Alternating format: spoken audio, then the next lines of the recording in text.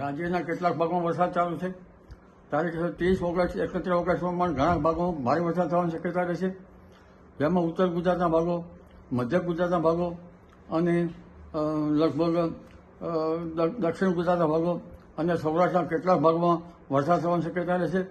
પણ ઉલ્લેખનીય છે કે તારીખ સપ્ટેમ્બરથી શરૂઆત સુધીમાં વરસાદ રહ્યા પછી પણ તારીખ 3 થી 10 સપ્ટેમ્બરમાં રાજ્યના ભાગમાં ભારેથી અતિભારે વરસાદ થવાની શક્યતા રહેશે, જેમાં પુનઃ લગભગ ગુજરાતના ઘણા ભાગોમાં મુશળધાર વરસાદ થવાની શક્યતા રહેશે.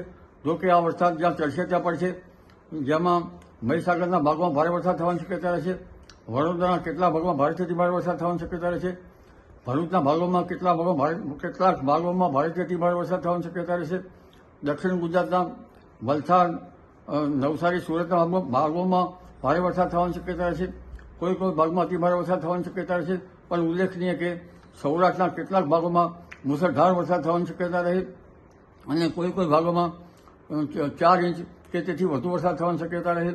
ગીર સોમનાથમાં પણ વરસાદ થવાની શક્યતા રહે, જૂનાગઢમાં પણ વરસાદ થવાની શક્યતા રહે અને જામનગરના ભાગોમાં પણ ભારે વરસાદ થવાની શક્યતા રહે. આ ઉપરાંત કચ્છના ભાગોમાં પણ વરસાદ થવાની શક્યતા રહે, પશ્ચિમ સૌરાષ્ટ્રમાં પણ વરસાદ થવાની શક્યતા રહે.